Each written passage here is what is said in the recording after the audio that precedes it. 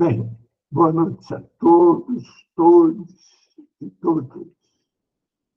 Hoje, 20 de outubro de 2025, nós temos o prazer de estar aqui com Edna Gurgel Casanova para conversar sobre, afinal de contas, o que não é doença mental. E, além disso, como é que a gente faz para habilitar uma pessoa para se tornar profissional na área de saúde mental? Quais são os valores principais? Quais são as questões principais? Eu não vou apresentar a Edna, porque seria algo extensivo demais. Mas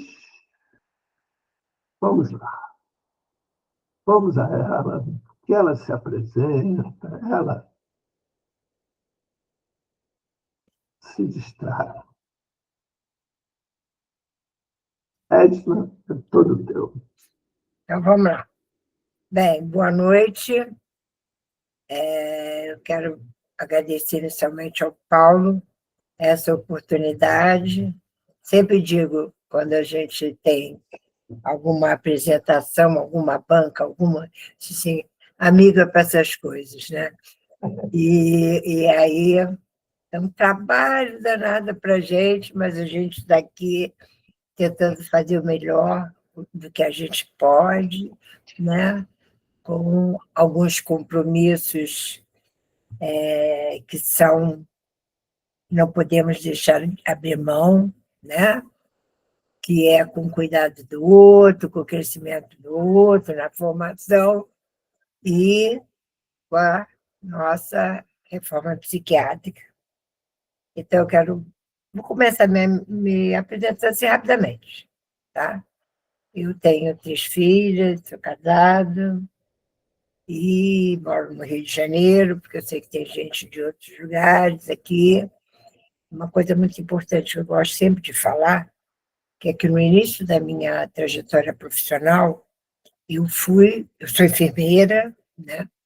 Eu fui trabalhar no hospital geral, que naquela época se chamava INAMPS, né? Por que eu acho isso importante? Porque isso me deu uma base muito, muito grande, apesar do meu desejo ter sido sempre trabalhar naquela época chamada psiquiatria. Essa experiência que eu tive durante muitos anos, tanto lá em Ipanema, quanto numa clínica particular aqui em Botafogo, na gerência, porque antigamente quem se formava em enfermagem, obrigatoriamente ia ser tal da enfermeira-chefe. E um dia eu me vi como enfermeira-chefe. Mas isso me dá, né, uma ideia dessa integralidade muito grande. E eu entender também subsidiou o meu entendimento de equipe, né, que é um pouquinho diferente, é claro, hoje em dia do que era antigamente, mas ainda temos muito, muito, muito a aprender do que é trabalhar em equipe. Então, eu acho importantíssimo essa minha experiência anterior, apesar de eu achar que eu tenha perdido tempo, de não ter ido direto para a psiquiatria, do outro lado, eu me lembro, né, sempre assim, a importância dessa experiência anterior. Bom, o Paulo, quando me chamou, ele me disse assim, olha, a encomenda. Olha, Égila, você vai falar sobre formação. Eu falei, tá bom. A minha praia, não tem problema nenhum, vamos lá. Aí eu fiz um cuidador seis gatos, né? Dos estudos mais modernos, na CIE, no PubMed, essa coisa para saber a quanto nós andávamos em termos de projeto pedagógico, currículo. E aí eu fui surpreendida um dia, ele falou assim, Égina, eu vou colocar o que eu... Não, eu vou colocar o conteúdo da segunda-feira para você. Eu falei, ótimo. Aí, quando eu vi, eu falei, que é isso? Eu acho que houve algum viés aqui e tal. Enfim, mas sem problema nenhum, a gente fez uns ajustes aqui, outros ajustes ali, e vamos tentar conversar com vocês, até porque não dá para a gente falar em informação se a gente não começar a pensar em qual lugar nós estamos, né? Qual o lugar? O que a docência vê, né? Porque muitas vezes vocês sabem que às vezes a academia está muito distante do cotidiano. E algo que eu também sempre tive muito cuidado, muito mesmo. Eu ainda não me aposentei, estou assim com os dois pezinhos na aposentadoria, de me manter na prática. A prática alimenta a teoria, não tenha dúvida. Isso aí, apesar de na academia, a prática não ter um status. Não tem, não tem. Desculpe, a graduação não tem status. A prática não tem status. Então, esse binômio, apesar da universidade for... Está certo que uma perna da universidade é essa, a outra é extensão, a outra é, né, após e tal, mas a graduação é o patinho feio. A realidade é essa. Mas eu sempre gostei, porque eu sempre gostei de cuidar. Então, meu papel, né, na prática sempre foi um pouquinho misturado, né, entre o acompanhar, o interno, eu fico no terceiro período e no último período, entre esse papel, entre ficar muito próximo dos usuários e tentar dar uma formação. Tentar, não sei se eu consigo. Bem, então, Paulo, você podia passar o primeiro slide? Paulo vai me ajudar, tá, gente?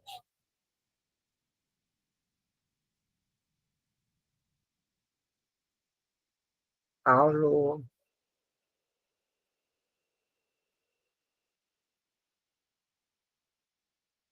Paulo. Já estou indo lá, 2 minutinhos só. Peraí. Como sempre, no início tem que dar alguma coisa como. Eu, por mais cor vai ter. Fica de sorvete.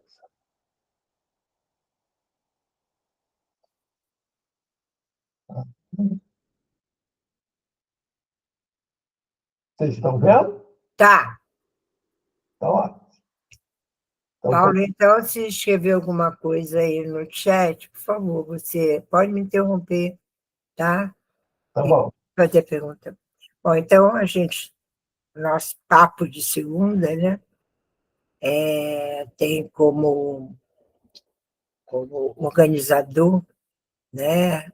Diretor, etc. Não botei o nome do Paulo aí, mas porque eu só botei o nome do Observatório de Adições do Bruce, né? Que o Paulo.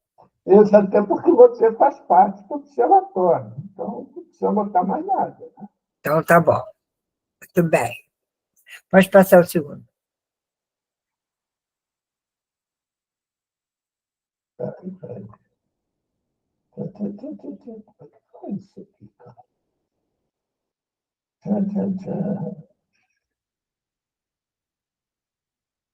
Como é que passa o segundo? Pode rodar. Se você, Não roda, não está rodando. se você seguir ele assim, ó. Isso, vai, vai, vai, vai. Aí. Então,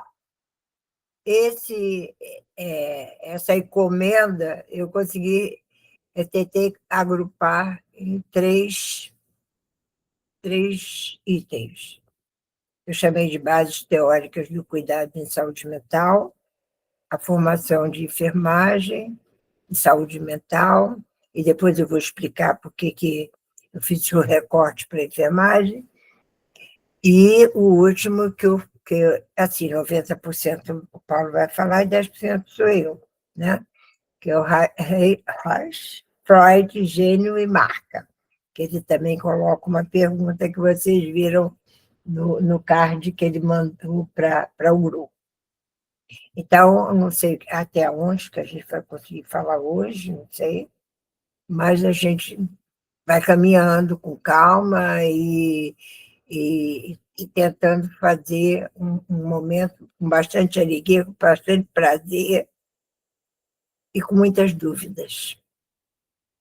Vamos lá, Paulo. Bom, a gente já começa aqui, né?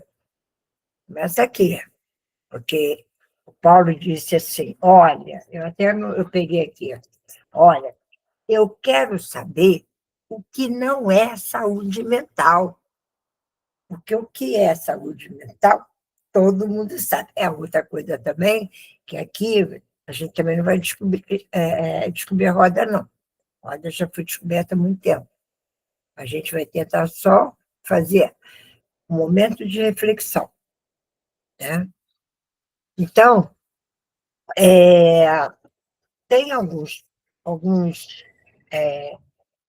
pontos que eu levantei muito rápidos, e eu gostaria de contar a colaboração de todos, né, para me ajudar a dizer para o Paulo o que não é saúde mental. Porque o que é saúde mental, a gente sabe, né? Está lá, baseado na 8ª conferência, e as conferências de saúde mental, etc., que nos dão, né, uma contribuição muito grande e em destaque o conceito de saúde mental, né? Que isso é algo dado para a gente, mas, né, até bem pouco tempo atrás, com a psiquiatria, o conceito de saúde mental, de doença mental, ele estava muito mais ancorado na presença ou ausência de sintomas. Né? E aí a gente já começa, é uma discussão muito longa, eu acho que até poderíamos um dia, no papo de segunda, discutir essa questão do diagnóstico psiquiátrico, da medicalização, que eu acho muito, muito interessante, né? A Fiocruz tem um trabalho muito bonito sobre isso, acho que a Paula Amarante, né? E então, até bem pouco tempo atrás era isso. Teve, não teve. Não teve sintoma, então não tem doença mental, tem a presença de sintoma, então tem doença mental. Eu listei alguns aqui, mas eu acho que eu vou querer começar pelo último, que é assim, para a gente discutir mesmo. Queria colocar para vocês o que vocês pensam sobre a presença de alucinações e delírios. Isso é doença mental? Esses sintomas são de doença mental? Lembrando, né, que a alucinação é uma alteração da percepção, e os delírios são geralmente construções muito, muito grandes, muito fora da realidade. É isso que está no livro de psiquiatria. Né? E aí eu queria perguntar para vocês, o que vocês acham a respeito disso?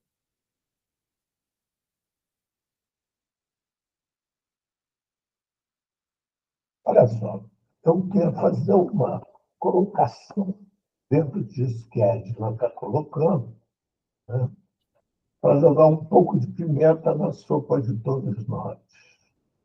O que será que acontecia com a humanidade antes que houvesse essa classificação de saúde mental ou pessoas de sofrimento mental? Ou o que será que acontece com os seres humanos quando eles vivem em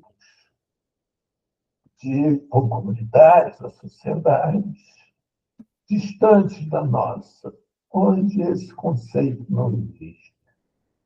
Será que existem pessoas com distúrbio mental entre as tribos de índios amazônicas que ainda não foram contactados pelo homem branco? Será que existia pessoas com doença mental na América do Sul antes dos invasores chegarem, os tais descobridores? Como é que é isso? E aí, voltando para a questão que a Edna nos traz, né? Essa característica de delírio ou de alucinação, será que isso é uma característica do humano ou de alguns humanos, ou só de humanos doentes? E aí, o que é que diferencia um delírio de um humano que não tenha distúrbio mental ou um delírio de um humano que tenha distúrbio mental? Ou será que todo aquele que tem distúrbio mental, todo aquele que tem delírio tem distúrbio mental?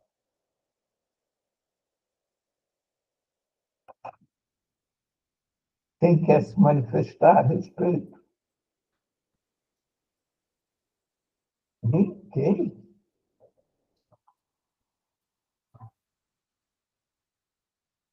Vai lá, Edna, prossegue você, porque eu acho que eles estão pensando. É. Eu, eu tenho a oportunidade de participar, já fui algumas vezes, né, inclusive, até comecei a desenvolver um grupo lá no CAP de ouvidores de vozes, né? É um grupo muito interessante e tem muito material online de fácil acesso e tal.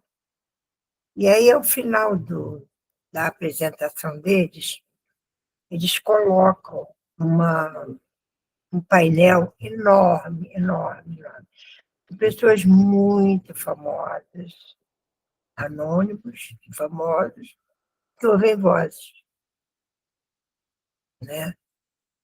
E aí, são pessoas muito famosas, que a gente nem imaginaria que ouvissem vozes. No entanto, está muito claro, tem um CID lá e tal, com classificação internacional de doenças, que tem pessoas, né, que ouvem vozes, tem esse ou aquele CID. E aí?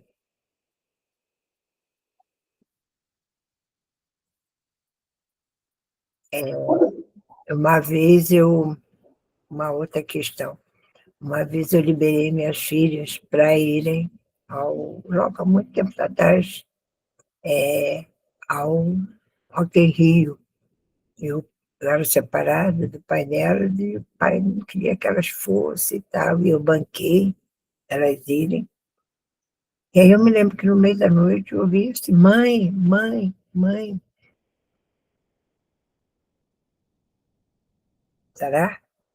Eu sei, um pezinho meio lá dentro da minha tomada. Naquela época não tinha, não, sabe? Pois é. Será que todo pai de santo Pois é. tem algum pezinho? Ou os dois pés?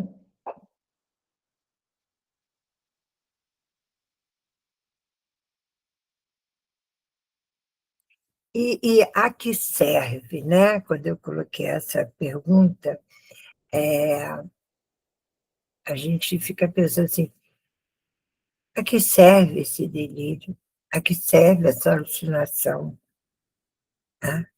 A gente sabe que muitos artistas, né? Geralmente artistas plásticos, né? Eles têm grandes inspirações em momentos de profundo delírio. Está aí a doutora Anísio da Silveira, que nos ensina isso com muita clareza, através das pinturas, né? E das expressões, das diversas expressões que as pessoas internadas há 500 anos atrás, nos hospícios, conseguiam manter toda essa sensibilidade, essa criatividade. É incrível, é incrível. Né? Então, assim, Será? Eu coloco uma pergunta em cima da sua, viu, Paulo? Será? Sim, essa ideia. Porque, na realidade, isso é um valor muito cristalizado dentro da nossa sociedade, né? Principalmente atualmente, que existe uma demanda imensa por atendimento na área de saúde mental, inclusive englobando essa questão do consumo de substâncias psicoativas, e aí tem uma demanda absurdamente grande. E dentro dessa demanda, de repente, surgem momentos em que surge uma característica, por exemplo, por início desse ano, no final do ano passado, todo mundo era autista. Agora até diminuiu um pouco, mas todo mundo era autista. E pessoas se descobrindo autistas com 50 anos, sei lá quantos anos, né? Artistas famosos. Qual a utilidade disso? Dessa classificação, né? É, mais que classificação, né? Assim, vamos lá. O ano passado, no Brasil, bateu o recorde de licenças de trabalho pelo INSS de pessoas com distúrbios da saúde mental, ansiedade excessiva, depressões, tudo isso está dentro da questão da saúde mental. E aí, quando surge a saúde mental? Para que surge esse conceito de saúde mental? Eu acho que eu até coloquei aquela pesquisa da Ipsos, né? Eu acho que a única coisa interessante da gente ter esse dado é que para as políticas públicas, né, acordarem, mas acordarem, não é nem acordarem mesmo, porque antes era o câncer, eram as doenças somáticas, né? Eu acho que esse ponto é um ponto positivo. E para as pessoas se cuidarem, né, Paulo? Eu acho que está mostrando, o mundo está mostrando, né, e não foi só aqui no Brasil, essa pesquisa eu acho que foi feita em 40 países, assim, a gente tem que tomar conta da gente. Está tendo, vai ter a COP30 e tal. Então, houve assim, ontem, muito interessante no Gordo Fantástico. Eu fico deprimida quando eu vejo Fantástico, mas agora eu, de vez em quando, tenho uma recaída e vejo. E aí eles compararam o degelo, né? E alguns anos atrás e agora, né? E o Leonardo Boff já fala isso há muito tempo, a falta de cuidado com a Mãe Terra, e que a gente precisa cuidar e tal. Então, acho que a gente ficou fazendo paralelo com esse cuidado com o eu, né? Que, né, apesar da visão de que nós todos, né, somos terra, né, é, mas a gente deixou muito de lado esse cuidado. Esse cuidado era, como se diz, entre aspas, menos valia. O que valia era a tecnologia. Eu fui da época do começo do CTI. E quando o padre chegava lá para dar alguma rezar e tal, e aí todo mundo sumia, ou era motivo de risada, sabe? E aí a gente vê o quanto não se dava valor a esse tipo de coisa, né? Agora, eu acho que nesse momento vivo o SUS, porque há muito tempo, né, que ele já fala na questão das práticas integrativas, né?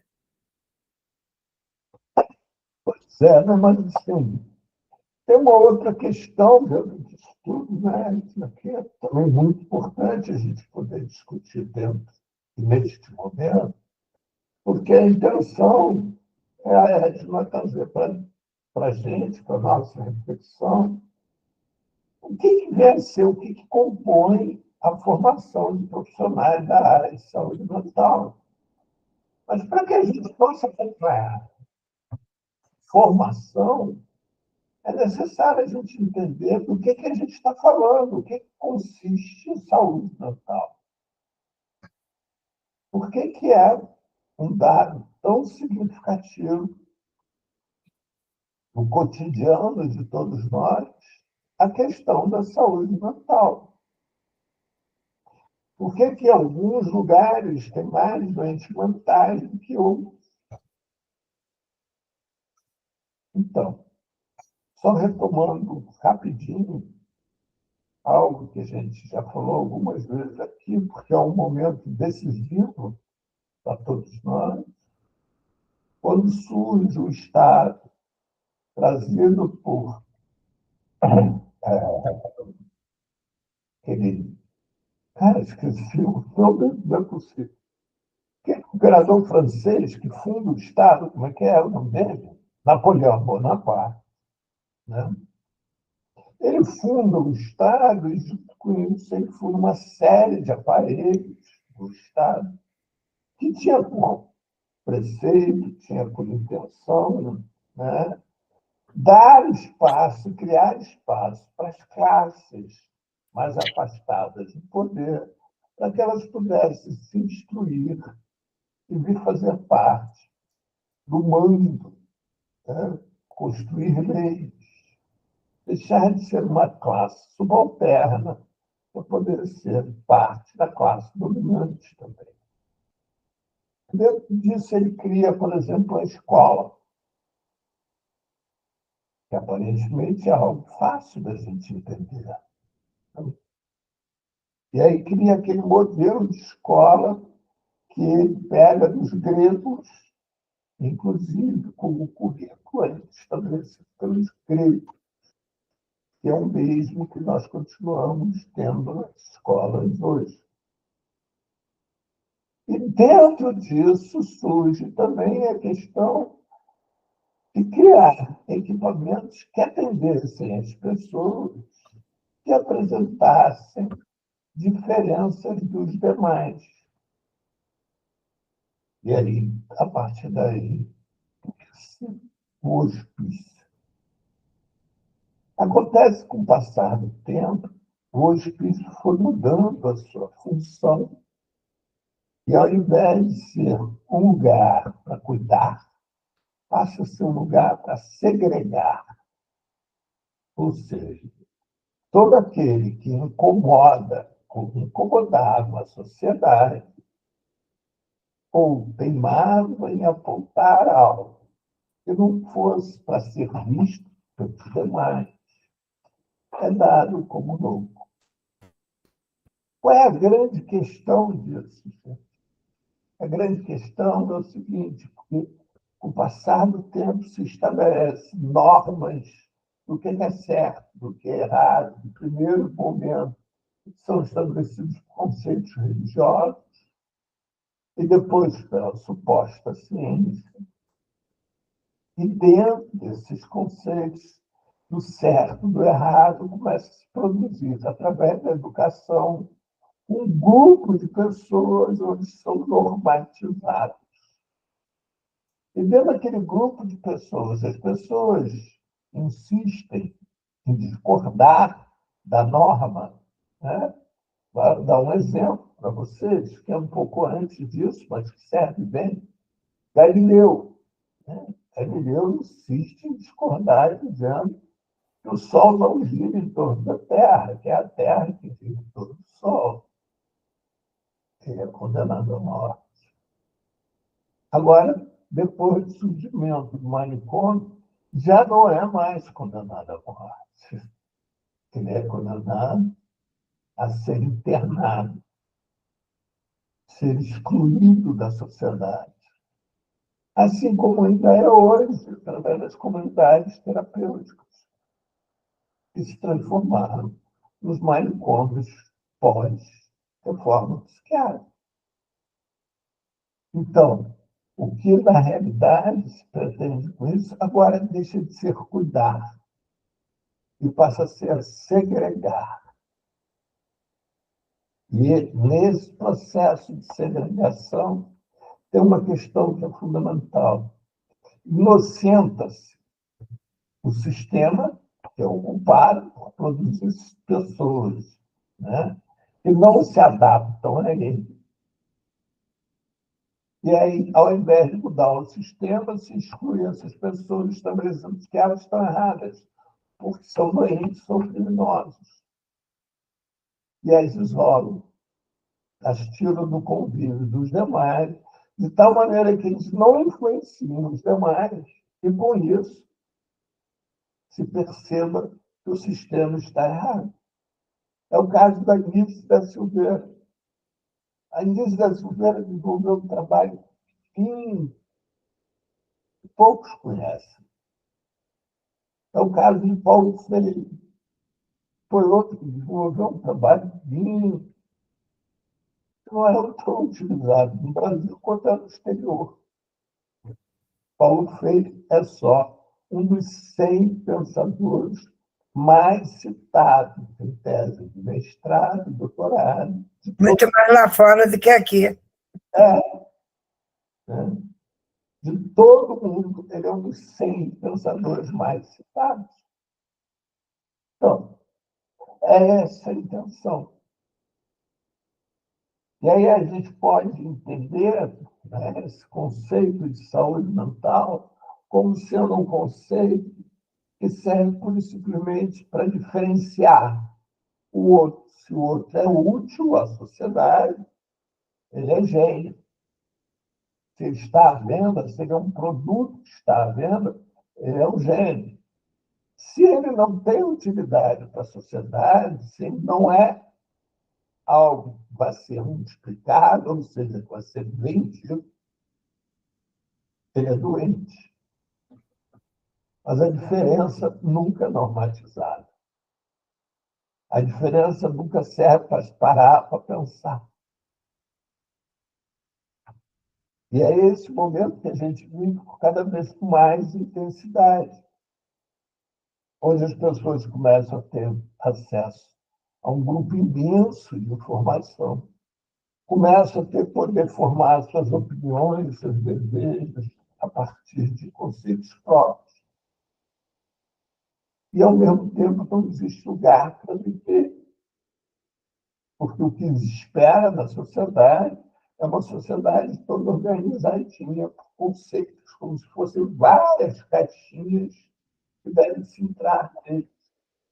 Então, por exemplo, se tem aquele pajé, que eu esqueci o nome dele agora, que reza para chuva, para chover.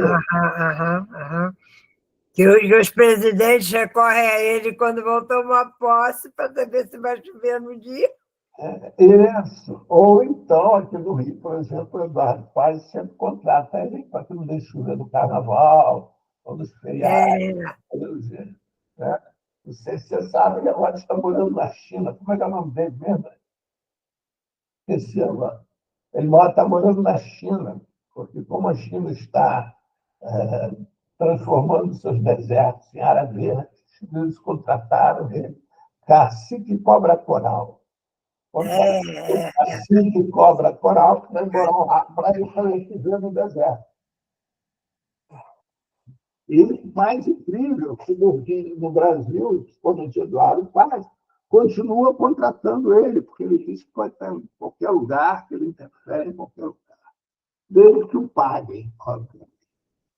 Mas esse sujeito tem alucinação, ou tem visão, ou tem características outras, que não é dado como louco, muito pelo contrário, é pago. E aí surge o conceito. E aí surge a medicalização, porque assim, com a medicalização, caracteriza ainda mais a doença. E se a pessoa toma aquele remédio e não fica boa, é sinal que ela está ruim mesmo.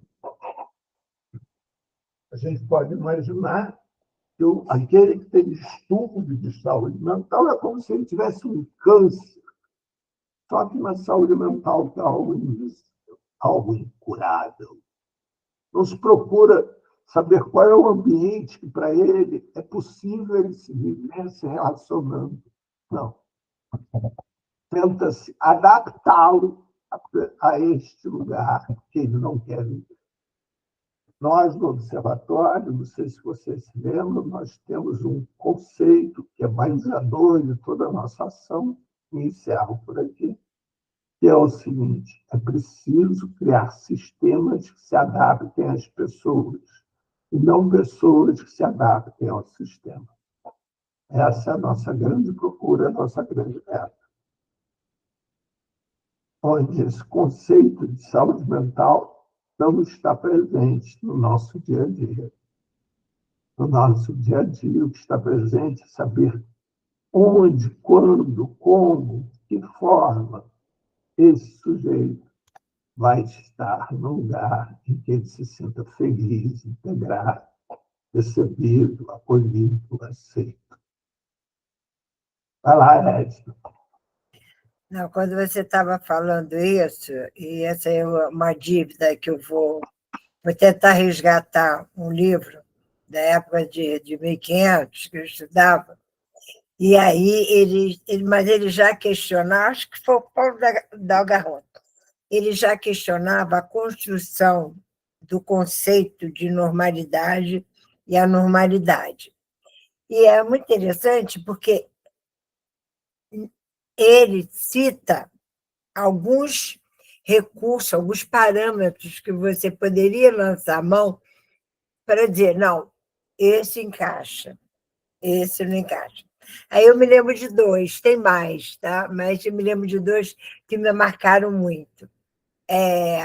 Primeiro, ele diz assim, olha, vamos lançar a mão da estatística. Tá? Então, quem não tem determinado comportamento, tem saúde, quem não tem, tem saúde, tem doença. Ou quem não tem algum dano físico e tal, parará. Então, tá. Então, assim, vamos lá para a estatística. Aí ele dava o exemplo da cárie dentária. E aí, a cárie dentária, pelo menos 95%, né, das pessoas têm cárie dentária. Então, seria considerado normal ter cárie dentária. E não é normal você ter cárie dentária. Então, você não pode recorrer à estatística. Né? Em relação ao ser diferente, ele lembra de Jesus Cristo, que tinha um pensamento diferente, né, das pessoas daquela época, e etc, etc. E aí, eu não sei se Jesus Cristo era normal, não. Então, aí ele vai desconstruindo esses recursos que a gente, às vezes, lança a mão para rotular uma pessoa com doença mental. É muito interessante. Depois eu posso resgatar para trazer para vocês em outra ocasião. Então, é isso aí que você falou, né, Paulo? A história da norma, né? A norma misturada com a cultura, com a época. Gente, pelo amor de Deus, quando eu tinha 3 anos, eu visse uma pessoa cheia de piercing no nariz, no peito, no pênis, na vulva, não sei o quê. Cara, que eu ia logo dizer? É um anormal. Me lembro que a minha mãe, meu irmão, eu tenho um irmão que é professor de educação física, chegou com umas tatuagens, tá? Falou, a mamãe falou assim, que isso, garoto? Isso aí é coisa de marinheiro e tal. Então, assim, então isso tudo é para dizer que esse conceito, né, de normalidade, saúde, doença, ele está muito vinculado à questão da cultura, como fala, alguém até escreveu um pouquinho a questão da religião, né? Do tempo histórico, né? E de outras variáveis, assim, os povos originários, sabe? Quantos a gente, tantas vezes, e eu me coloco nisso, desvalorizou essa crença, e hoje em dia tenho até vergonha de dizer isso, mas a realidade é essa. Eu já contei isso aqui no observatório, não sei se estavam presentes. Eu trabalhava no CTI, foi uma pessoa que queria colocar uma água santa lá do Jorei, e eu falei, não, não pode, porque essa pessoa, você vai trazer infecção. A pessoa estava cética, a pessoa ia morrer, 24, 48 horas.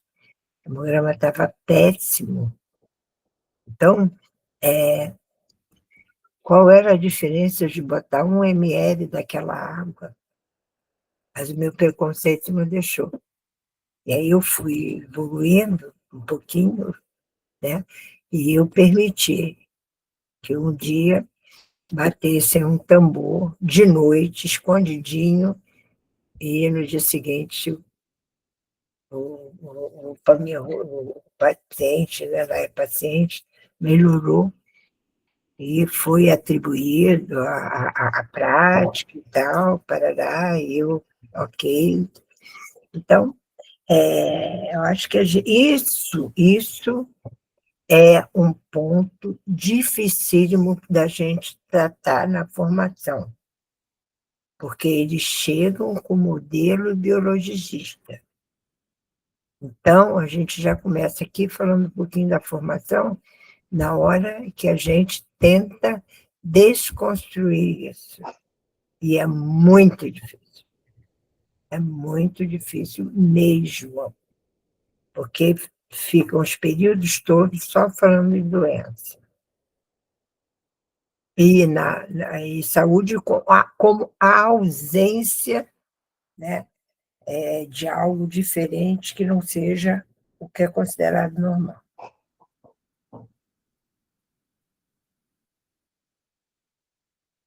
Alguma pergunta, algum comentário? Escreveram aí alguma coisa, Paulo? Eu também estou sempre. Quem está vendo aí, quem escreveu, fala, por favor, fala. Pode reportar. Adriana, conceitos religiosos e a discordância familiar também abala bastante? A Adriana pergunta. O que você acha, Edna? A Adriana levantou a mão. Vamos lá, Adriana.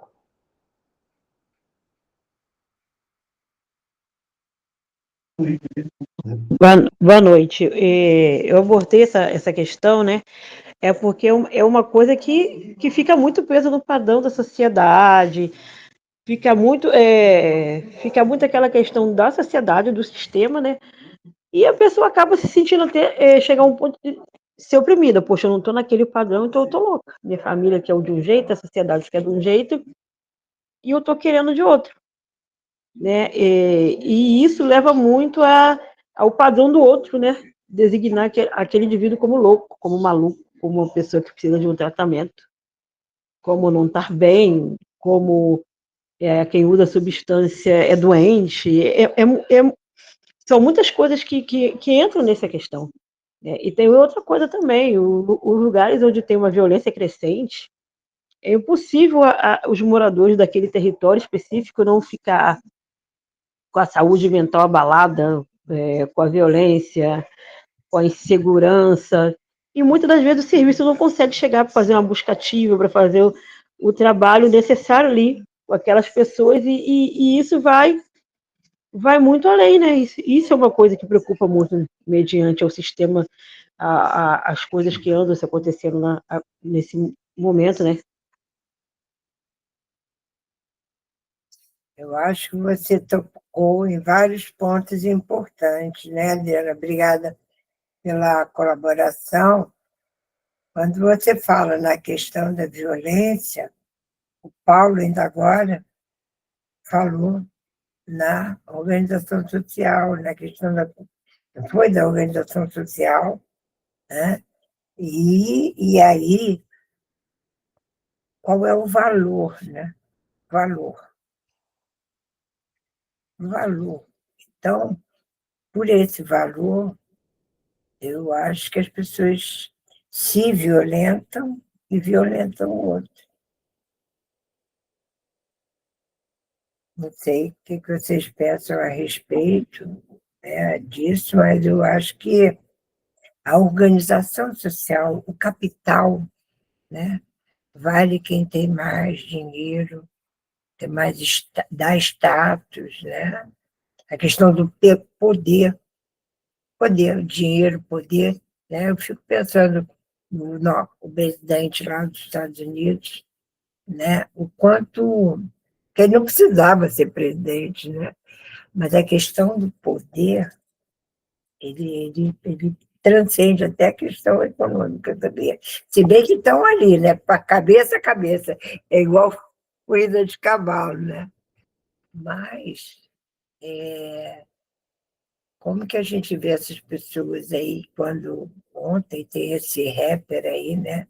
Acho que é rapper, né? Será o que que ele é? Uma multidão de ouro, ouro, ouro, ouro, ouro. Eu falei, meu Deus, com um colar desse, quantas pessoas ele estaria alimentando? Então, é a organização social. E o Paulo, ele faz o resgate histórico quando ele vai lá, num dos escritos do Foucault, né? Final do século XVIII, início do XIX, que o capitalismo começa a se implantar e aí precisa de pessoas que trabalhassem, né? E aí algumas não se ajustavam, porque foi uma mudança de vida muito grande, né? Que o povo sofreu, viveu, venceu, e aí quem não se adaptou virou maluco. E quem leu o Alienista, né, do Machado de Assis, vê muito bem, assim como não tem base teórica para você definir o que é loucura, né? Aí o Machado disse assim, não, quem comprava muita bijuteria, quem comprava muito isso, tá, tem que ir para casa ver. Quem, quem não comprava também tem. Quem dava muito dinheiro também tem. Quem não dava muito dinheiro para o outro também tem, e aí vai. E eu acho que isso ainda acontece muito hoje. Dependendo das nossas lentes, né, a gente sai rotulando. Mas a gente só consegue ver isso quando a gente se desloca um pouquinho do modelo biométrico. E ainda é, né, um problema, porque apesar de ser um número muito menor que tem essa visão, que tem o paradigma biomédico como eixo condutor do trabalho, diminuiu muito, graças a Deus, até quando a pessoa se dispõe a trabalhar no CAP, mas, de vez em quando, a gente encontra profissionais que, como diz o Paulo, o sujeito tem que se adaptar ao sistema, e não o sistema ao sujeito. Então, o CAPES, ele precisa, é claro que tem basicamente o modo de funcionamento e tal, mas essa flexibilidade ainda é difícil, ainda tem muita rotina, sabe? Tem muita coisa para ser feita, abrir mais as portas, mas isso aí é outra conversa, né? Pois é, Jean, eu diria, e isso é uma pergunta a você, com toda a sua experiência que você trabalha, desse teu longo trabalho em CAPES, eu diria que aquele que trabalha com saúde mental, ele trabalha nos extremos da diversidade humana. Não é? Eu não entendi essa última frase, Paulo, eu não ouvi.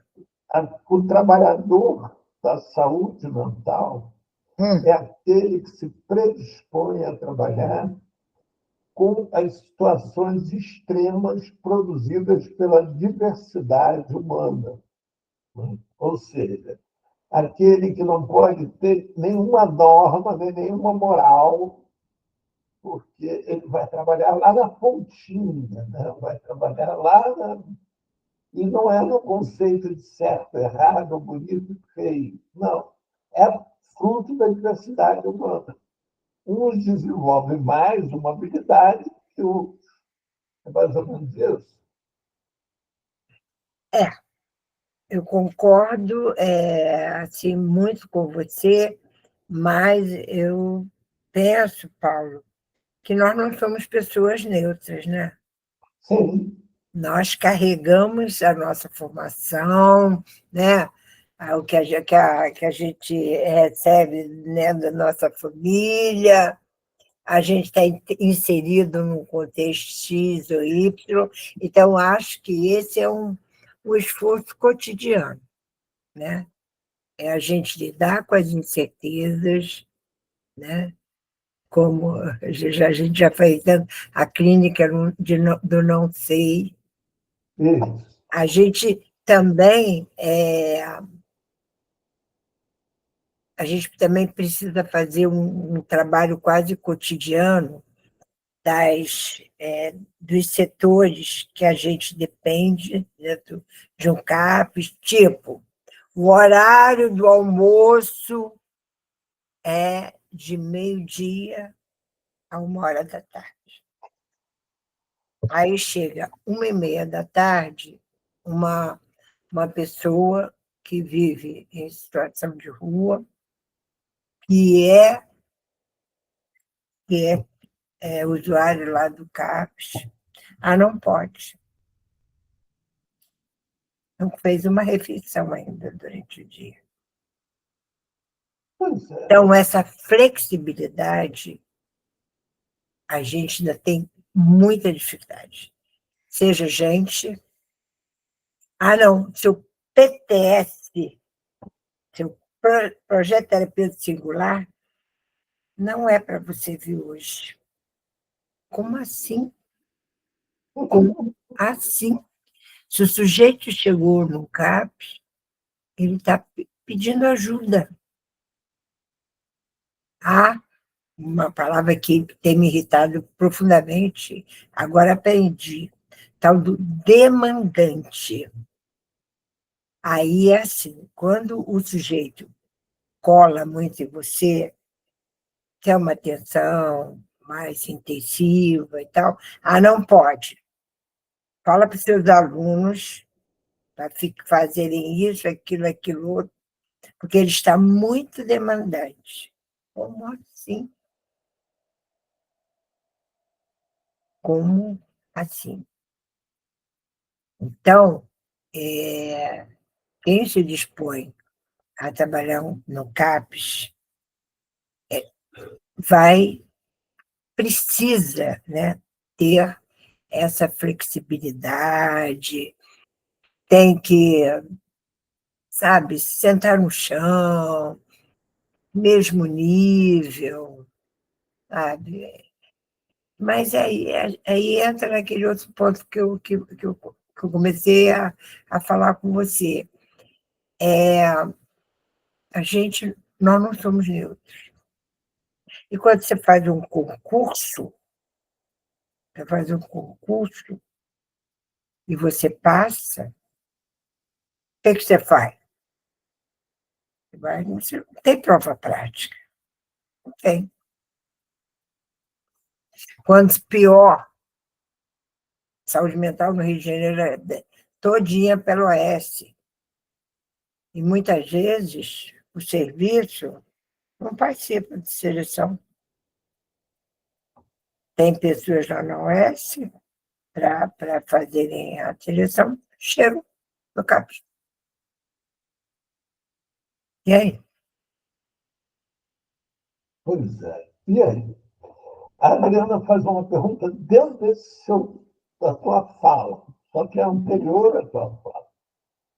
O profissional de saúde mental precisa estar com escuta bem apurada, no sentido de entender que cada caso é um caso, sem rotular uma clínica da outra, sabendo que tudo que varia, tudo que é usuário, varia para o usuário, com suas particularidades. Ou seja, cada indivíduo é um indivíduo. Mas como é que a gente consegue ter uma escuta para cada indivíduo se nós, como Edna sempre nos chama atenção, não somos neutros, não somos imparciais, nós não somos robôs. Né? Como é que faz, Edna? Eu acho que semana passada mesmo foi que a gente começou a falar, né, na questão da supervisão. E você deu até um depoimento. Eu acho que a supervisão, nós estamos assim, atropelando, né, mas tudo certo. Acho que a supervisão é um momento interessante para quem não está muito próximo e que ou está assistindo, ou depois vai ouvir. A supervisão é um momento muito caro e é uma reunião de todos os trabalhadores do CAPES, todos os níveis, né? Geralmente acontece uma vez por semana, e que, a partir da demanda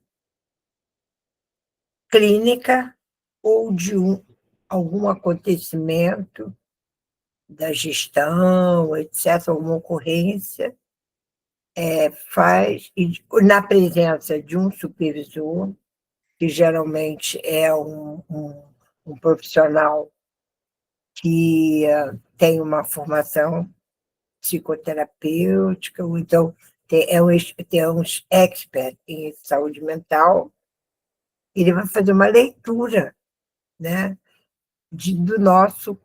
da nossa atuação, do nosso comportamento, do nosso pedido de ajuda. E muitas vezes a gente tem atitudes, você sai da supervisão, você sabe, achando que você teve uma atitude inadequada. E aí você pode, se você for continuando na sua reflexão, você pode achar algumas justificativas, porque eu acho que a gente também tem que ser, eu falo sempre isso, a gente é generoso com o outro, mas às vezes é muito perverso com a gente mesmo. E aí a gente pode, de repente, ter falado alguma coisa que não deveria, ou a maneira de falar, e aí você vai ver, se está 24 horas acordado, saindo de outro plantão, deixou o filho com febre em casa, ou deixou o filho com a vizinha, etc. E aí você vai tentando entender o porquê você teve essa atitude. Então, eu acho que esse aí, Paulo, eu acho que a supervisão ela é muito potente. A outra, a terapia, que às vezes nem todos têm, né, condição de fazer uma terapia, ou conseguem fazer, né, às vezes é difícil, porque às vezes a gente tem vontade de matar o terapeuta e tal, mas eu acho que é por aí. E é na escuta, né?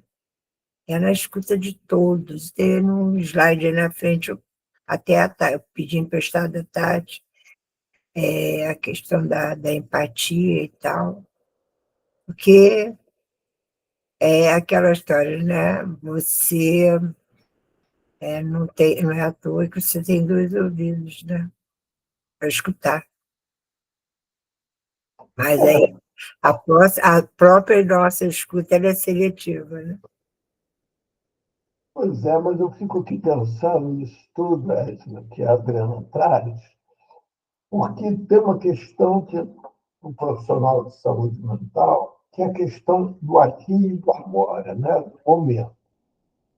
Ele está fazendo um atendimento com alguém que, naquele momento da vida dele, terapeuta, está difícil dele escutar o que está sendo falado. Ou mesmo que esteja difícil para ele, como disse você, por ter dormido uma noite mal, está preocupado com outra coisa, dele atender aquele paciente especificamente. E aí, o que fazer? Eu acho que a gente tem que ser honesto, sabe, Paulo? Eu acho que a gente tem que ser honesto. Você conversar sobre um usuário que está vivendo uma situação de luto e você acabou de perder sua mãe, eu acho que, no mínimo, honesto, a gente dizer, olha só, para mim hoje não dá. Hoje não dá. Eu não consigo. Eu não consigo. Tá? E isso às vezes pode ser confundido, né? Ah, não está sendo produtivo e tal. Mas aí se leva para a supervisão e fala, por quê? Por que eu não estou conseguindo? Como é que vai ser qual o contorno que eu posso dar numa situação como essa?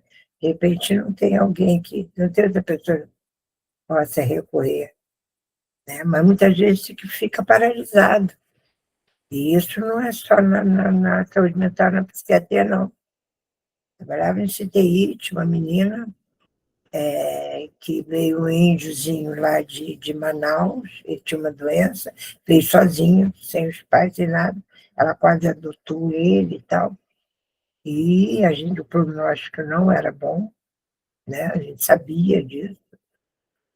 E aí ela não conseguiu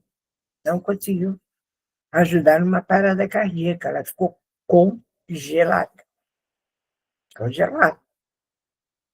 Então, a gente conseguiu reverter e tal, e aí a gente tirou, né? Olha, tá muito sofrido para você, tá difícil para você. Então, você fica, mas não faz os cuidados, né, médicos, entre aspas, né? Você cuida dele, né, de outra maneira, porque estava difícil ter esse cuidado mais integral. Então, acho que é isso, né? Acho que a equipe também tem uma potência muito grande para ajudar a gente em momentos difíceis, né? Que a gente vive no nosso cotidiano. Eu falei ainda agora, nós não somos neutros.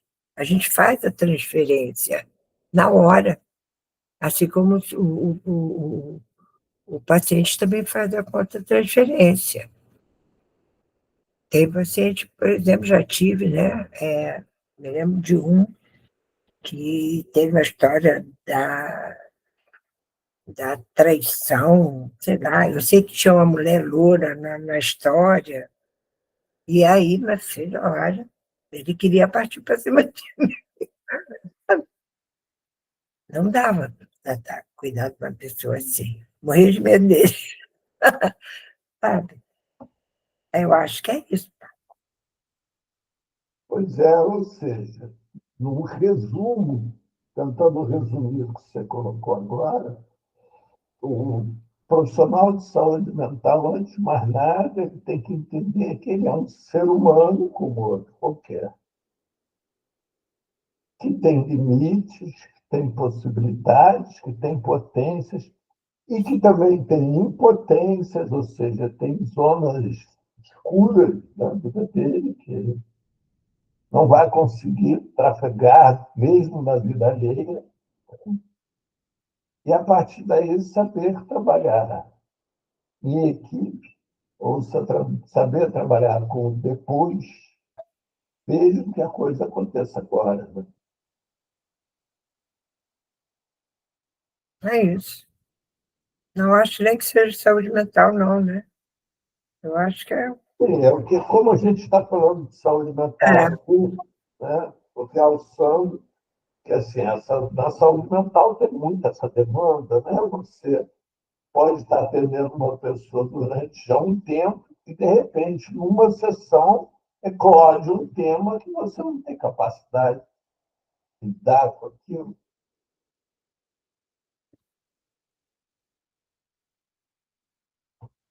é, é isso.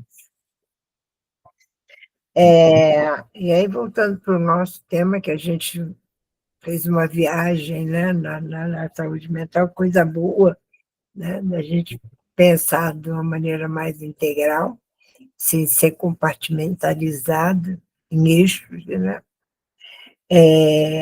Então, já ficou claro que como é que é, o que não é saúde mental, a gente já deixou bem claro que não ter, né, nenhum sofrimento emocional não é saúde mental, né? Que tem que ter, né? Tem que ter algum tipo de sofrimento, né? Nós temos, né? A vida não existe a vida no paraíso. A questão da produtividade também, né? Infelizmente, É, a meritocracia está aí, etc, etc. Vai ter horas que a gente não consegue ser produtivo. Precisa não ser produtivo. Aliás, né? Como diz aquele autor do ócio criativo, vai ser produtivo de uma maneira diferente que o capitalismo nos pede, né? Que é na paz. Por isso que o Paulo foi para Paquetá. exatamente.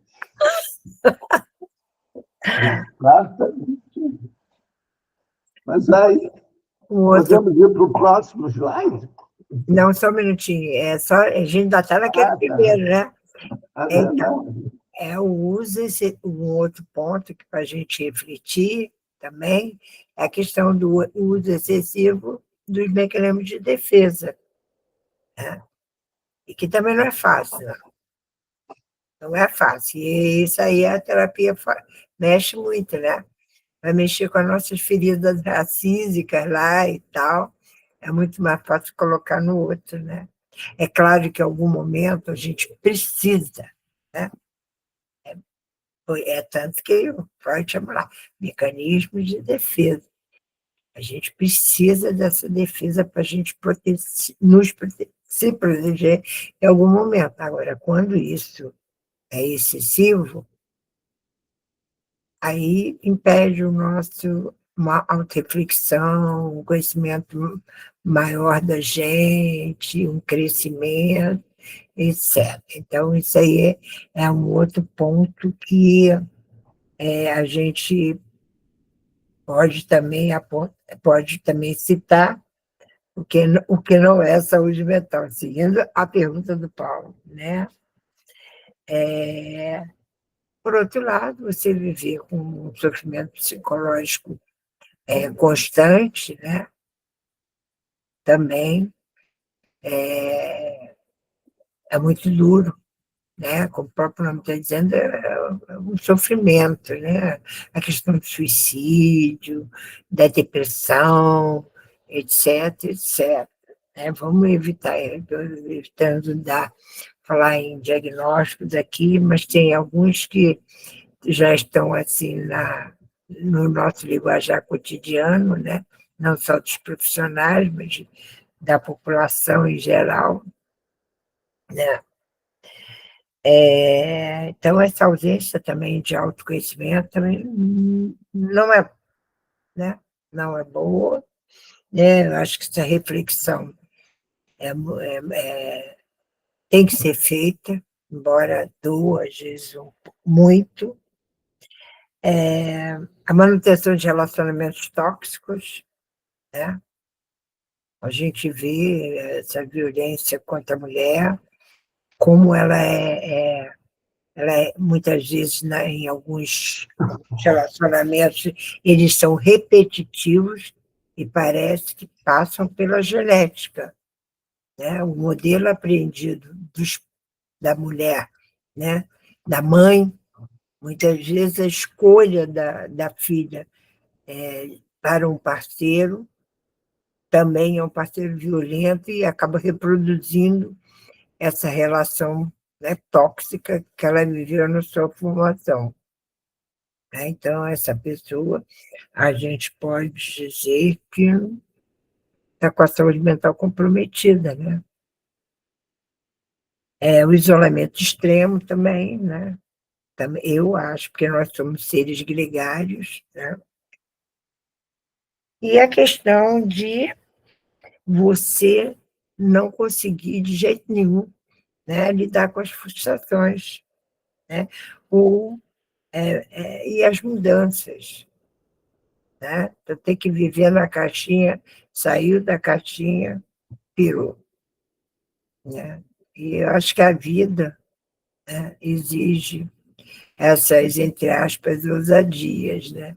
Mas tem pessoas que têm muita dificuldade, muita dificuldade. E aí parece que se ancoram, né? Naquela couraça entre aspas, segurança. E eu acho que isso também não nos diz apontando para uma saúde mental. Eu sei, eu queria ver com vocês, se vocês querem acrescentar mais algum ponto que apontem, né? Que aponte para o que não é saúde mental.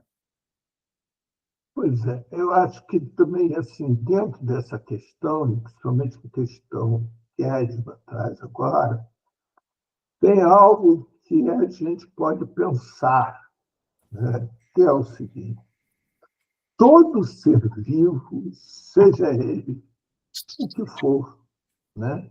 E seja qual o conceito de vivo seja, ele faz um movimento básico, que é a contração e expansão.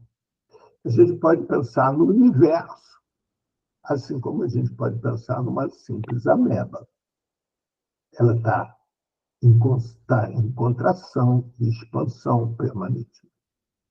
Ela expande quando ela está no movimento de busca ou, entre aspas, de prazer. E ela contrai quando ela está no momento de medo ou de sofrimento. Acontece que a força da expansão é proporcional à força da contração. Então, a pessoa pode ter tanto prazer quanto capacidade de sofrer. Embora isso não seja uma matemática, o que eu estou querendo dizer com isso, e é importante, para não ficar uma relação sadomasoquista, né? É o seguinte: na medida em que você perde o medo de sofrer, você ganha a capacidade de viver, de ser feliz, né? Assim, um exemplo bastante chulo: quanto mais eu perco medo de sofrer quem eu amo, mais capacidade de amar eu conquisto. Então, dentro disso, tanto mais são eu posso ser, quanto maior a minha capacidade de enlouquecer. Ou seja, quanto menos medo de enlouquecer eu tenho. Daí esse controle da normalidade, esse controle de estar em um único lugar na vida, de ser coerente com o dia de ontem e o dia de amanhã, é o caminho mais curto para o desequilíbrio emocional. Porque a gente vai se esquecendo daquilo que nos dá efetivamente prazer ou aquilo que nos causa dor. E, a partir daí, começa a estabelecer uma vida que é uma vida, vamos dizer assim, insossa, né? Uma vida rígida, uma vida dura, uma vida onde a razão impera sobre a emoção, a ponto de, em algum momento, a emoção muitas vezes sequer é reconhecida. E aí, quando ela chega, para chegar é necessário romper todas aquelas barreiras. E normalmente chega como uma avalanche, destruindo tudo. Então, uma coisa que o profissional de saúde mental tem que ter poder também é trabalhar de novo nesse extremo com a mesma pessoa, né? Dentro daquele quadro inicial que a Edna colocava, a coisa da alucinação, a coisa de viajar na abobrinha. Pois é. Quanto maior capacidade eu vou ter de ter alucinação, maior capacidade eu terei de reconhecer a realidade.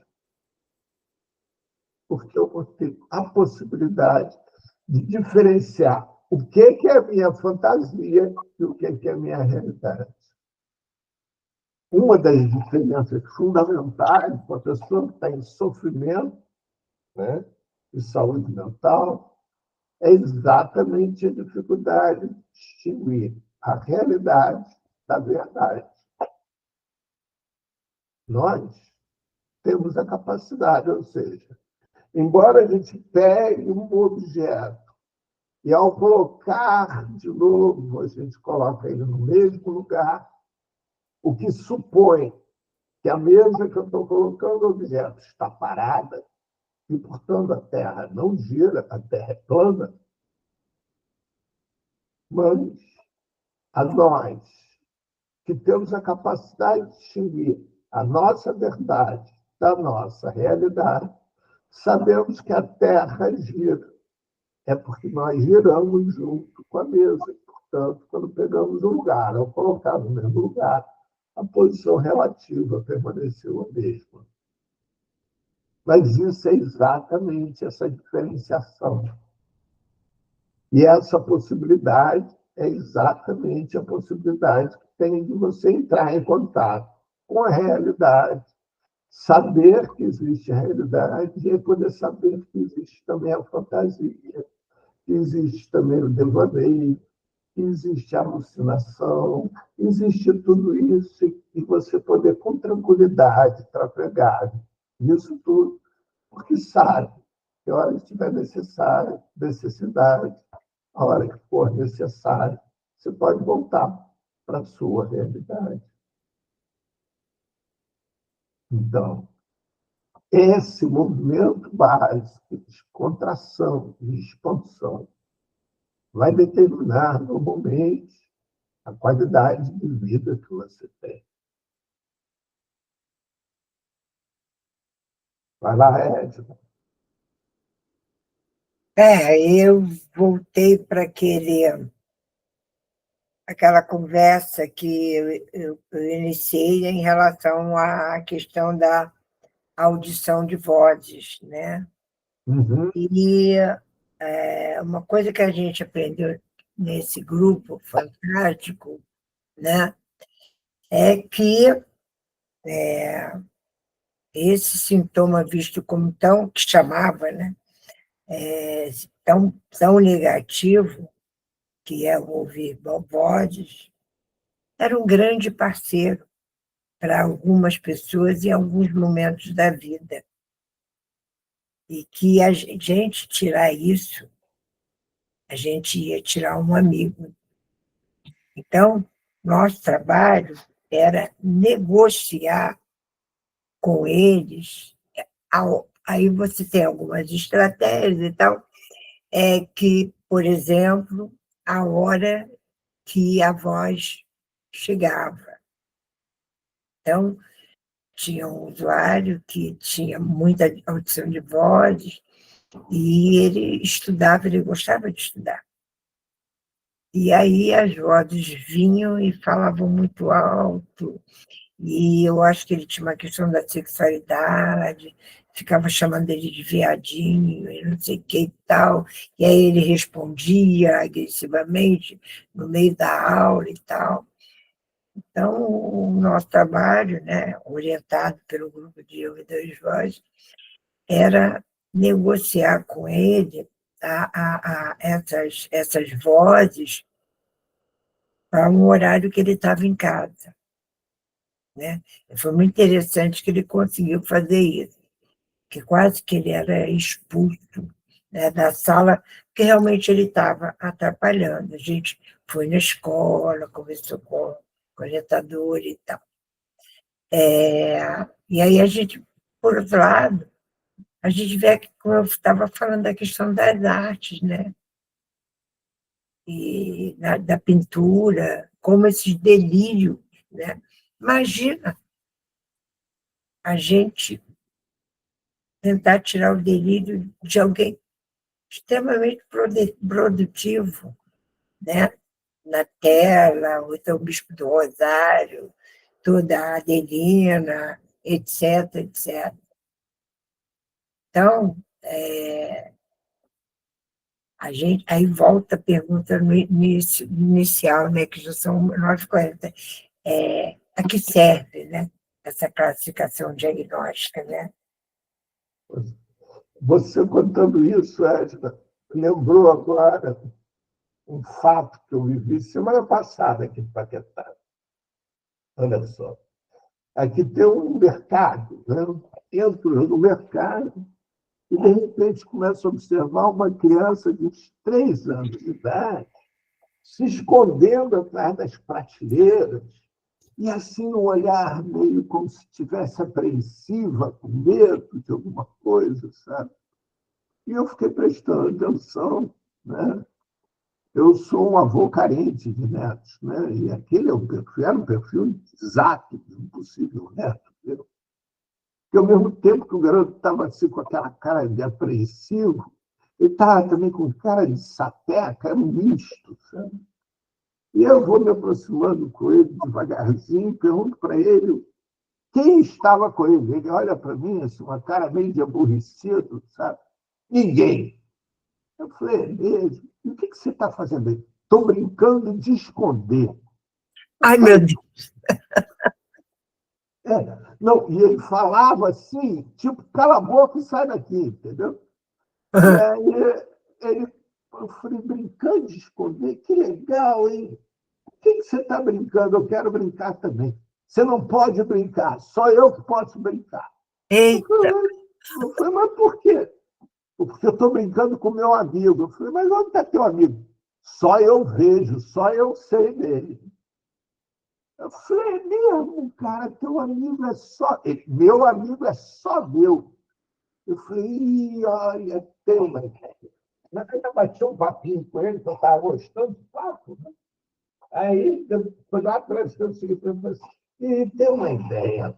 Vamos lá na frente, que eu acho que lá na frente vai ser melhor para você se esconder do seu amigo. Acho que o nome do amigo era João, alguma coisa assim, não me lembro bem. Eu sei que chego lá na frente, está o gerente em pé na porta. Aí eu olhei para o gerente e falei assim, oh, cara, olha só, esse menino acho que está sozinho aqui no mercado, né? Brincando de esconder. O gerente deu um sorriso de orelha a orelha. Era o neto dele, né? Que vai para a casa dele durante o dia, porque a mãe vai trabalhar, e aí ele fica com os avós, né?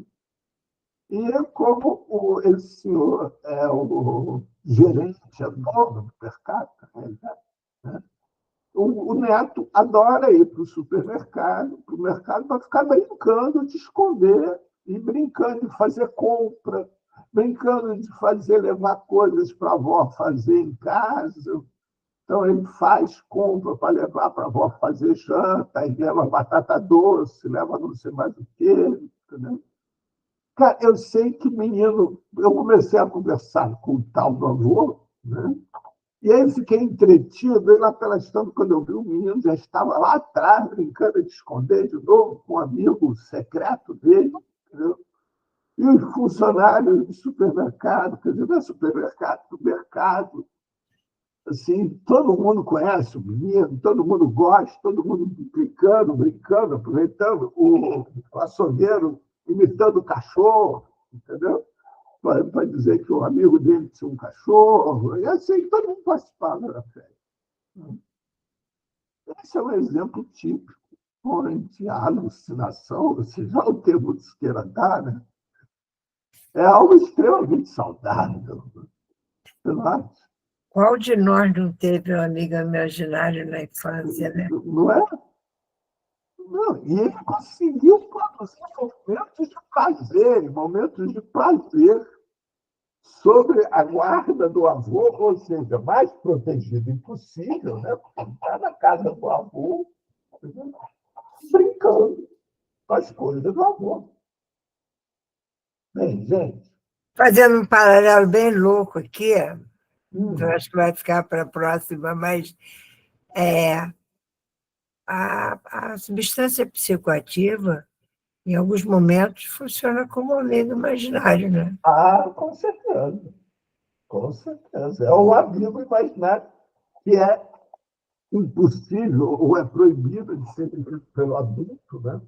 E aí ele recorre à substância psicoativa, com certeza. Né?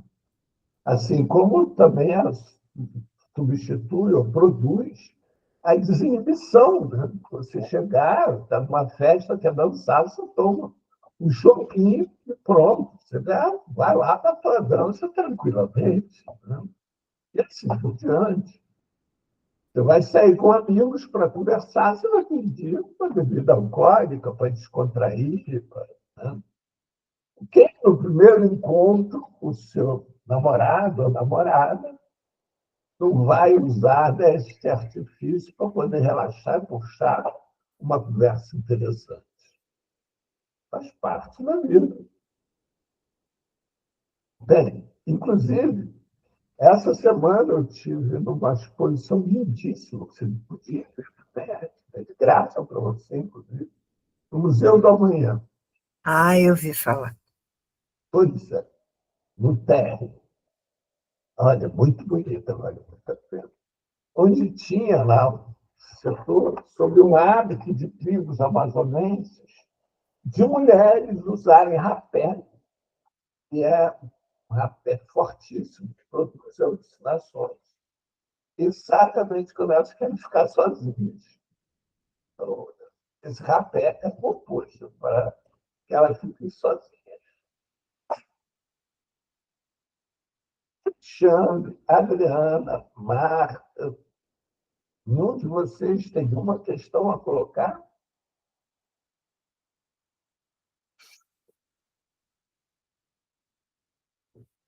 Assim, vou fazer uma pergunta que vocês podem ser absolutamente sinceros na resposta. Vocês estão inibidos ou está muito chato?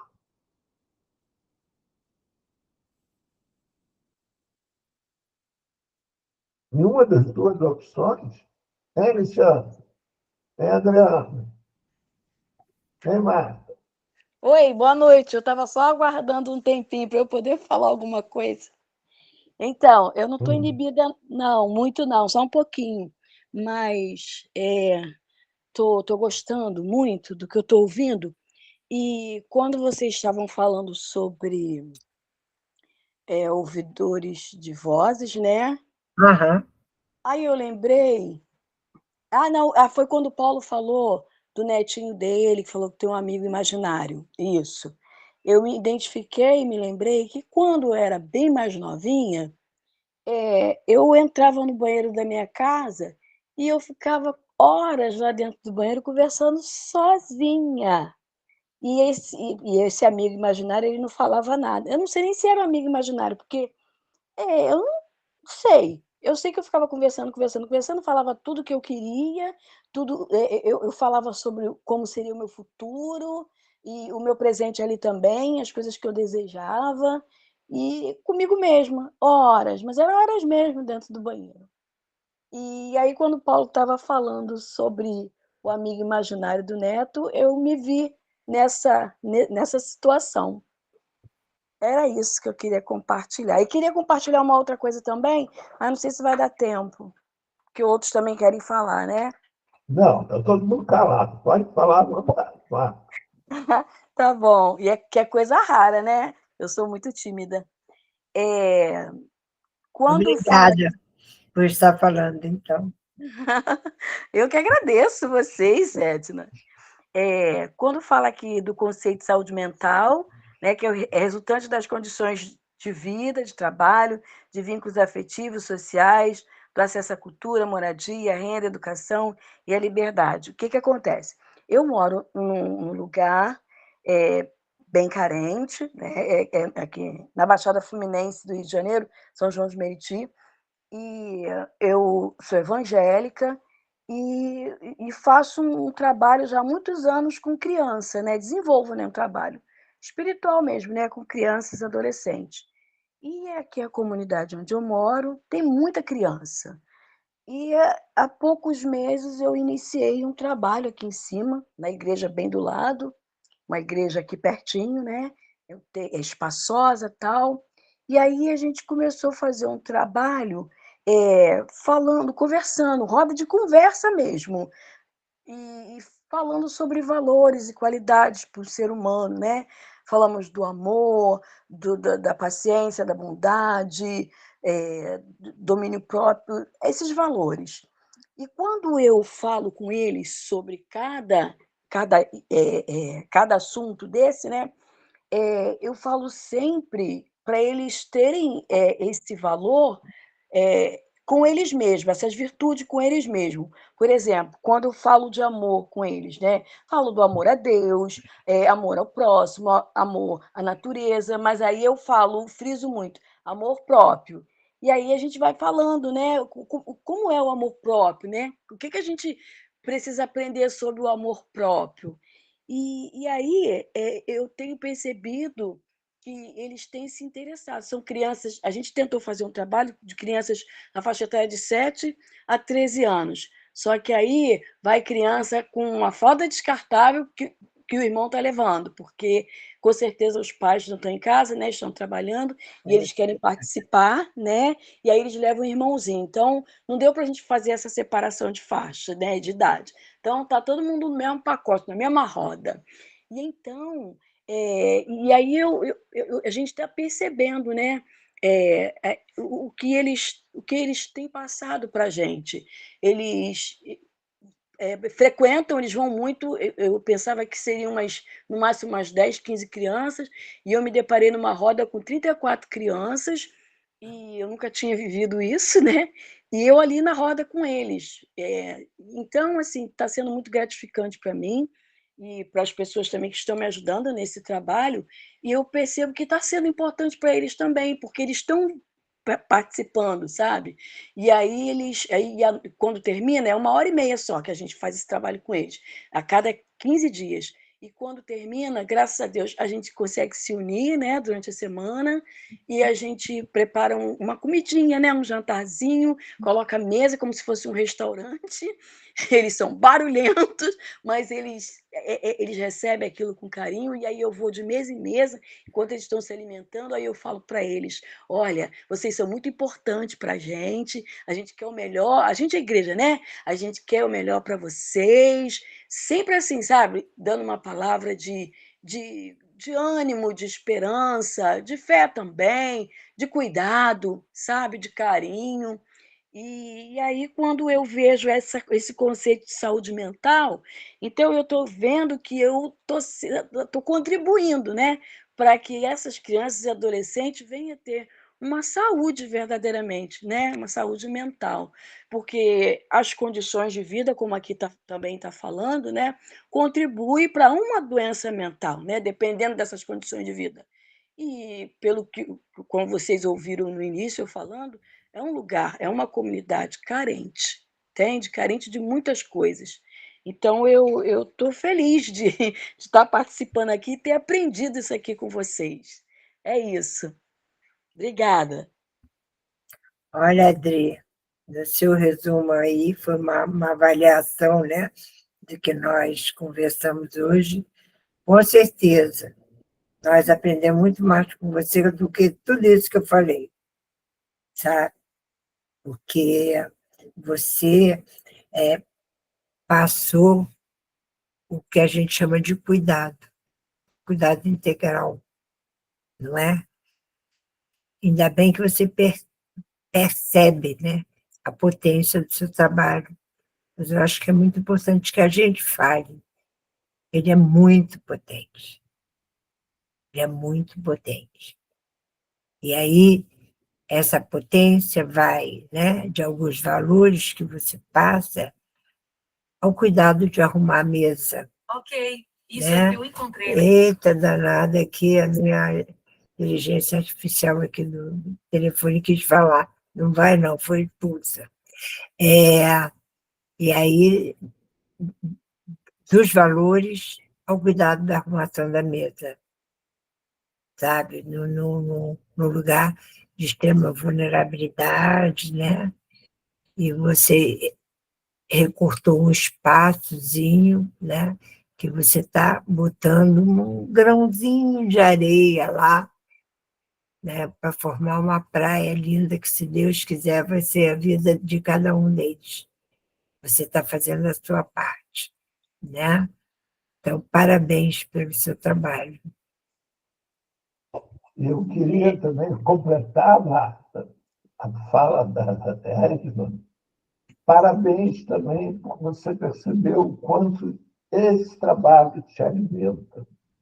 Porque, normalmente, as pessoas que fazem esse tipo de trabalho assumem uma arrogância, como se fosse uma mão única, né? Como se aquele que está propondo o trabalho, que está realizando o trabalho, fosse superior àqueles que estão recebendo o trabalho, quando não é. Uma mão lava a outra e as duas se enxugam. Não tem como uma das mãos só ser lavada pela outra, né? Ou as duas se lavam, ou as duas ficam sujas. É o seu caso.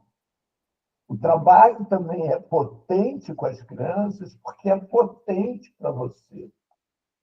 E isso é muito bonito e muito raro a gente poder escutar um profissional que trabalha de saúde mental, principalmente na tua situação, do lugar com tantas carências, você perceber que esse trabalho está te alimentando, que esse trabalho também te motiva a realizá-lo.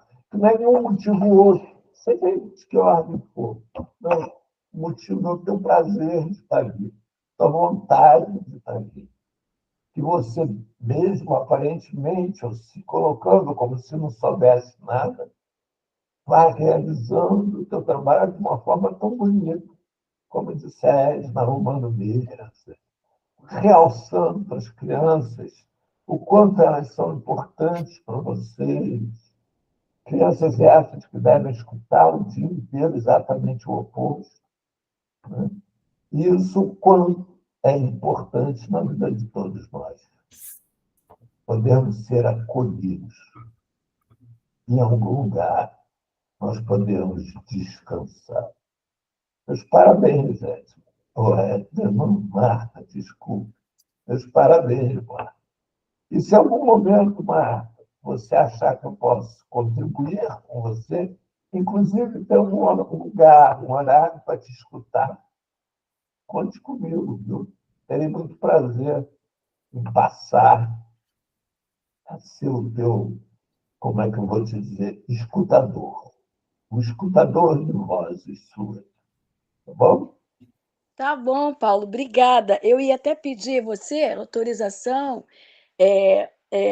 para postar no seu privado, da Edna, de quem mais quiser, algumas fotos. Até porque a gente não pode também Posta ficar. no grupo. Posta no grupo. Tá Ah, todo... então, Mas, assim, quando você postar, vou te dar um conselho. Faz primeiro um textozinho pequenininho, explicando um pouco do teu trabalho, um pouco o que são aquelas fotos, e aí depois posta a foto, entendeu? Ou se entendi. você não quiser fazer um texto, grava com a voz mesmo, mas só para as pessoas saberem o que aquelas fotos representam. Tá E o bom, tamanho do texto é o tamanho que você quiser. Tá bom? tá bom, obrigada. Estou à disposição. Bem, pessoal, semana que vem a gente continua esse papo com a Edna, porque vocês viram que ele é tão rico, que a gente hoje passou só pelas 3 primeiras páginas. Vocês veem que a gente tem, Para quem fez 25, não é? Então, nós temos um caminho rico a percorrer, muito rico. obrigada. Um beijo grande. Obrigado por tudo, Edna. Muito Obrigada. obrigado mais Boa uma semana para todos nós. Tá? vez. Beijo grande.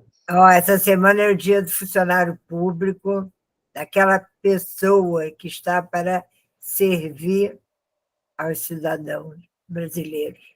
É o Pois público. é. Até semana que vem, continuando esse papo aqui. Beijo para todos. Obrigado pela presença. Tá? Obrigada. Tchau, tchau. Tá?